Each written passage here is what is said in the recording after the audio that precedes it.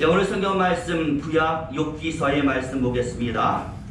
욥기서 1장 1절에서 12절까지의 말씀을 보겠습니다. 구약 욥기서 1장 1절에서 12절까지의 말씀 우리 한 절씩 돌아가면서 읽도록 하겠습니다. 제가 먼저 1절의 말씀 읽도록 합니다. 우스 땅 욥이라 하는 사람이 있었는데 그 사람은 순전하고 정직하여 하나님을 경외하며 악에서 떠난 자더라. 그 생사는 남자가 7이요 여자가 3이며 그 소유물은 양이 7천이요 약대가 3천이요 소가 500여려 암나귀가 500이며 종도 많이 있었으니 이 사람은 동방 사람 중에 가장 큰 자라. 그 아들들이 자기 주인이며 각각 자기의 집에서 잔치를 베풀고 그 누이셋도 전하여 형제를 뽑고 마시고 그 잔치날이 지나면 욥이 그들을 불러다가 성결케 하되 아침에 일어나서 그들의 명수대로 번제를 드렸으니 이는 욥이 말하기를 혹시 내 아들들이 죄를 범하여 마음으로 하나님을 대발하였을까 함이라. 욥의 행사가 항상 이러하였더라. 하루는 하나님의 아들들이 와서 여호와 앞에 섰고 사단도 그들 가운데 왔는지라. 여호와께서 사단에게 이르시되 네가 어디서 왔느냐. 사단이 여호와께 대답하여 가로되 땅에 두루 돌아 여기저기 다녀왔나이다. 여호와께서 사단에게 이르시되 내가 내 종을 유일하여 보았느냐. 그와 같이 순전하고 정직하여 하나님을 경외하며 악에서 떠나는 자가 세상에 없느니라. 사단이 여호와께 대답하여 가로되 욥이 어찌 까닭없이 하나님을 경외하리이까. 주께서 그와 그 집과 그 모든 소유물을 하늘로 주시니 아니니까. 주께서 그 손으로 하는 바를 복되게 하사 그 소유물로 땅에 들리게 하셨습니다. 우리 11절과 12절 같이 있습니다. 이제 주의 손을 펴서 그의 모든 소유물을 치소서. 그리하시면 정녕 대면하여 주를 욕하리이다. 여호와께서 사단에게 이르시되 내가 그의 소유물을 다 내 손에 붙이노라. 오직 그의 몸에는 내 손을 대지 말지니라. 사단이 곧 여호와께서 물러가니라. 아멘. 우리 12절까지의 말씀 읽었습니다. 예, 할렐루야. 아멘. 2022년이 시작되었습니다. 부디 올 한 해 동안 좋은 일들이 많으시기를 바라면서 오늘 우리 옆 사람 같이 한번 인사합니다. 우리 2022년도의 표가 바로 하늘의 문을 여소서입니다. 이와 관련해서 하늘의 문을 여시기 바랍니다. 같이 한번 인사하겠습니다. 우리 모두 다 하늘의 문을 여시기를 예수의 이름으로 축원을 드립니다. 부디 하늘의 놀라운 축복들이 우리 각 사람에게 임하기를 예수의 이름으로 축원을 드립니다. 아멘. 며칠 전에 설교를 준비하다가 인터넷에 기록된 하나의 사설을 읽어본 적이 있습니다. 착각과 관련해서 실제 있었던 하나의 사건인데요. 해프닝으로 기사를 적어 놓았습니다. 참 재밌고도 뭔가 울림이 있었는데요. 어떤 여성이 차를 몰고 집으로 가고 있었습니다. 직장에서 집까지 한 1시간 30분 정도 걸리기 때문에 마침 셀프 주유소가 있으니까 가서 기름을 넣고 출발을 한 것입니다.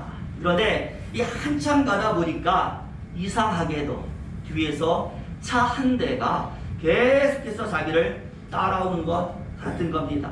백밀러로 보니까 트럭 하나가 뒤에 있어요. 순간 운전자가 눈에 보이는데 인상이 그렇게 좋지가 않았습니다. 막 턱수염이 주름 나 있고 모자도 시커먼 모자를 눌러 쓴 것이 굉장히 험해 보였던 겁니다. 괜히 불안하잖아요. 그래가지고 역시나 나를 따라오는 거 아닌가 싶어가지고요. 일부러 좌회전도 하고 우회전도 하고 유턴도 해보고 다 해봤어요. 정말로 나를 따라오는지를 실험을 해본 것입니다. 그런데 참 놀라운 것이 어떤 길을 가도 그 차는 계속 따라붙고 있거든요. 겁이 나지 않겠습니까? 그래가지고 속도를 높였어요. 그런데 그 트럭도 같이 속도를 높이는 건 아니겠습니까? 아예 자기 차를 막 추월하고 앞지르려고 따라오는, 얼마나 무섭던지 앞에 주유소가 하나 딱 보이자마자 차를 세우고는 뛰어갔어요. 주유하는 사람들에게 소리칩니다. 저 좀 도와주세요. 누가 나를 지금 따라오고 있어요.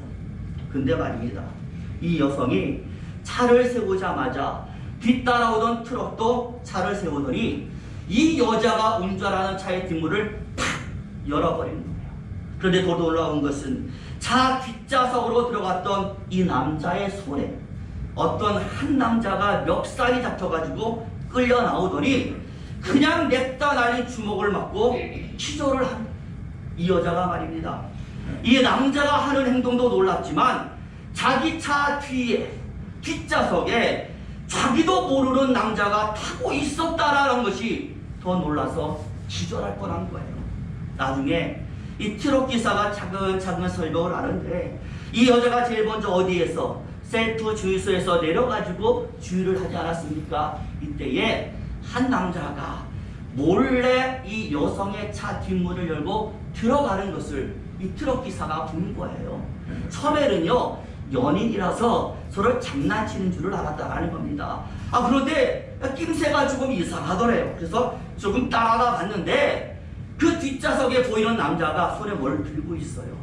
자세히 보니까 칼 같은 걸 들고 있는 것 같은 거예요. 그래가지고 이거 큰일 났다 싶어가지고 계속 따라오면서 트럭이 앞지르려고 그렇게 노력을 했다라는 거예요. 나중에 조사를 해보니 이 뒤에 몰락탔던 남자는 누구냐? 성폭행 전과자였고, 여자가 혼자 운전하니까 어떻게 해보려고 몰래 차에 탄 것이라는 진술을 한 거예요. 그러니 자신이 이상하다고 생각한 그 남자는 자기를 도와주었고, 정말 그 도와준 남자를 나는 뭐로 치안이라든지 악당이라든지 그런 도적으로 착각을 하다 보니까 정말 안 해도 될 그런 공포를 이 여인이 더 느끼게 되었다라는 것입니다. 여러분, 그렇습니다. 저는 신앙도 이와 똑같다고 생각합니다. 우리가 제대로 알지 못하면요, 이 여성처럼 우리의 모든 시간이 헛된 시간이 될 수가 있는 것입니다. 우리의 흘린 땀과 수고가 헛것이 될 수가 있다라는 것입니다. 그렇기 때문에 우리는 무엇보다도 우리 신앙의 대상이 되시는 하나님에 대해서 그분의 생각이 무엇이고 그분의 마음이 무엇인지를 확실히 알아야 되는 거예요. 그래야 나중에 하나님 앞에 가는데 너 누구냐라는 소리 안 들을 것 아니겠습니까? 그리고 또한 우리의 대적에 되는 그 사단의 마음과 목적도 우리는 알아야 대처가 될 줄로 믿습니다. 그런데 참 다행스럽게도 오늘 우리가 욥기서 1장의 말씀을 읽었는데 짧은 말씀이지만 참 전설과도 같은 하나의 이야기가 나와 있어요. 중요한 것은 이 이야기 속에 무엇이 있습니까? 사람을 향한 하나님의 마음이 있는 겁니다. 그리고 사람을 향한 사단의 생각과 목적이 있는 것입니다. 그리고 하나 더, 마땅히 우리가 가져야 될 하나님을 향한 사람의 마음, 신앙인들의 바른 마음과 생각이 무엇인지가 나와 있다라는 것입니다. 그러니 2022년을 시작하는 우리에게 여러분 상당히 중요한 말씀이 되지 않겠습니까? 과연 2022년도에 우리가 하나님을 향하여 어떤 마음과 생각을 품고 나가야 되느냐, 그 해답이 오늘 본문에 있는 것입니다. 그래서요, 오늘 본문을 자세히 보니까 오늘 성경 천상에서 있었던 하나의 사건을 다 기술하고 있습니다. 보니까요, 하나님과 사단과 욥이라는 인물이 대화를 시작을 하는, 다시 말하면 욥이라는 인물을 대해서 하나님과 사단이 서로 대화를 하는 것이죠. 6절에 보니까 하나님을 중심으로 해서 하나님 아들, 그러니까 천사들이 서 있고요, 사단이 그들 가운데 서 있습니다. 하나님께서 마침 서 있는 사단을 보시고 말씀을 하는 겁니다. 네가 어디서 왔느냐? 사단이 대답하는 거죠. 네, 땅을 여기저기 내가 두루 돌아다니다가 지금 왔습니다. 그 다음으로 이제 사단을 향해서 하나님이 또 하나의 질문을 하는데, 여러분, 이 질문이 중요한 질문이에요. 바로 여기에 사람을 향한 하나님의 마음이 나온, 우리 같이 한번 중요하니까 8절 말씀 읽어보겠습니다. 있습니다. 시작. 여호와께서 사단에게 이르시되 내가 내 종 욥을 유의하여 보았느냐. 그와 같이 순전하고 정직하여 하나님을 경외하며 악에서 떠난 자가 세상에 없느니라. 아멘. 무엇이라고 말하고 있느냐? 네가 세상을 두루 다녀봤다라고 내가 말하니까 내가 말하겠는데, 네가 세상을 두루 다니면서 혹시 욥이라는 사람을 주위에서 본 적이 있느냐? 욥처럼 신실하고 순전하게 나를 섬기는 사람이 과연 어디에 있겠느냐? 여러분, 지금 하나님께서 사단에게 무엇을 하고 계시는 것일까요? 저는 생각합니다. 자랑을 하고 계시는 거예요. 욥을 소개하면서 말 그대로 욥에 대해서 하나님이 자랑을 한, 자 봐라, 욥이 얼마나 대단한 사람이냐, 이런 사람이 나의 사람이다, 나의 성도다라고 하나님이 사단에게 자랑을 하는 거예요. 저와 여러분, 욥이 누굽니까? 본문에도 나오지만 욥은 하나님을 사랑하는 자예요. 하나님을 경배하는 자입니다. 일명 성도라는 이름을 가진 사람이 바로 욥이 되는 거예요. 그런데 그 욥을 하나님은 사단 앞에서 자랑을 하고 있다라고 하니, 결국 저와 여러분, 사람을 향한 하나님의 마음이 무엇일까요? 저는 자랑인 줄로 믿습니다. 누구에게나 자랑하고 싶어 하시는, 사단에게조차도 당신의 사람을 자랑하고 싶어 하는 것이 하나님의 마음이라는 것, 오늘 본문이 보여주는 것입니다. 하나님이 사람을 창조할 때도 그 마음이요, 흡족했다고 했잖아요. 즐겁다고 말했잖아요. 그러니 막 자랑을 하고 싶은 것이 하나님의 마음. 이것을 다른 말로 바꾸면요, 기대라고도 할 수 있어요. 하나님이 우리에게 뭘 가지고 있어요? 기대를 가지고 있는 겁니다. 아주 멋진 사람이라는 것, 하나님을 잘 예배하는 사람이 될 것이라는 기대를 가지고 하나님은 그 사람을 세상 앞에 자랑을 하고 있는 겁니다. 잘하라, 내 말이 맞지 않느냐? 그런데요, 이와는 반대로 저와 여러분, 사단은 사람을 향해서 과연 어떤 마음을 가지고 있을까요? 하나님은 자랑하고 있는데 사단은요, 무엇하고 있어요? 고발을 하고 있다는 거예요. 하나님의 그 생각은 어떻다고요? 틀렸다라고, 사람은 별 수 없다라고 고발을 하고 있습니다. 하나님께서 기대하시는 사람의 연약함과 나약함과 죄악됨을 고발하고 무너뜨려서 자신들처럼 사람도 망하게 하는 것이 바로 사람을 향한 사단의 마음과 생각과 목표가 되는 것입니다. 그래서요, 오늘 본문에도 보십시오. 하나님과 사람 사이를 사단이 뭐하고 있어요? 이간질하고 있습니다. 에이, 그럴 리가요. 그렇게 하는 이유가 있겠죠. 괜히 그렇게 하겠습니다 라면서 도발을 하고 있는, 게다가요, 여러분, 우리가 스가랴서를 보면 이와 아주 유사한 장면이 하나 나와 있는데, 스가랴 3장 보면 여기도 뭐가 나와요? 천상의 모습이 나오는데 하나님이 계시고 천사들이 서 있고 가운데 사단이 서 있어요. 그런데 또 한 명이 서 있습니다. 근데 이 사람은 서 있는 게 아니라 개인처럼 무릎을 꿇고 앉아 있는 거예요. 그 옷이 다 헤어져서 낡았고 더럽고 마치 불 속에서 금방 꺼낸 그슬린 나무처럼 형편이 없는 사람이 하나 앉아 있는 겁니다. 꼭 죄인처럼 문초받고 있다라는 겁니다. 그런데요, 하나님의 입술에서 나오는 그의 신분이 놀라운 거예요. 하나님이 그를 부릅니다. 죄인처럼 무릎 꿇려서 문초를 받고 있는 그 사람을 향하여 하나님이 무엇이라고 말하느냐? 대제사장 여호수아야. 저와 여러분, 여기 나와 있는 대제사장 여호수아가 누굴까요? 이 땅의 모든 성도를 상징하는 거예요. 하나님의 사람이 하나님이 계시는 천상에서 무릎을 꿇고 죄인처럼 앉아 있는 것입니다. 여러분, 왜 그랬겠습니까? 오늘 본문의 욥과 마찬가지로 누가 사단이 고발을 했기 때문에, 사단이 무고를 했기 때문에 갈기 찢겨서 죄인처럼 여호수아는 앉아 있었던 것입니다. 로저스라는 아주 유명한 성경학자가 있거든요. 이 사람이 이와 관련해서 이런 말을 했어요. 뭐라고 말했냐? 하나님은 우리가 견디어내는가를 시험하시고 마귀는 우리가 고꾸라지기를 시험합니다. 또 영국의 대설교가인 스펠전 목사님도 하나님이 그 자녀를 풀무불에 던지실 때는 하나님도 그 안에 함께 들어가십니다. 결국 하나님은 견디게 하시고 이기게 하시고 승리게 하시는 분이지만 사단은 우리를 넘어지게 하는 존재라고 이야기합니다. 여러분, 그렇기 때문에 다니엘의 세 친구가 풀무불 속에 던져졌을 때 여러분 그곳에 누가 계셨습니까? 하나님이 계신 줄로 믿습니다.